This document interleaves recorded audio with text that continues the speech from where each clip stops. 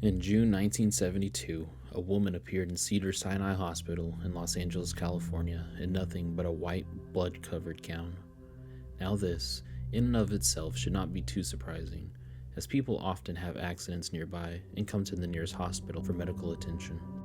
But there were two things that caused people who saw her to vomit and flee in terror. The first being that she wasn't exactly human.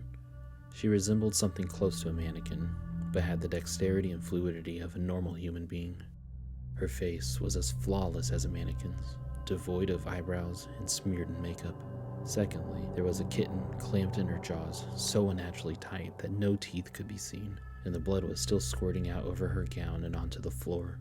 She then pulled it out of her mouth, tossed it aside, and collapsed to the floor. From the moment she stepped through the entrance to when she was taken to a hospital room and cleaned up before being prepped for sedation, she was completely calm, expressionless, and motionless. The doctors thought it best to restrain her until the authorities could arrive, and she did not protest. They were unable to get any kind of response from her, and most staff members felt too uncomfortable to look directly at her for more than a few seconds.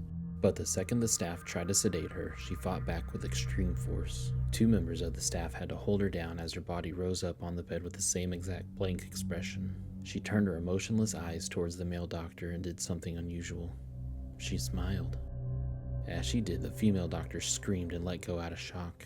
In the woman's mouth were not human teeth, but long, sharp spikes, too long for her mouth to close fully without causing any damage.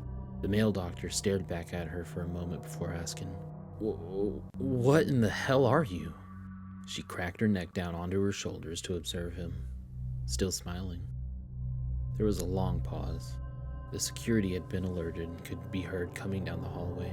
As he heard them approach, she darted forward, sinking her teeth into the front of his throat, ripping out his jugular and letting him fall to the floor, gasping for air as he choked on his own blood. She stood up and leaned over him, her face coming dangerously close to his as the life faded from his eyes. She leaned closer and whispered in his ear, "I am God." The doctor's eyes filled with fear as he watched her calmly walk away to greet the security men.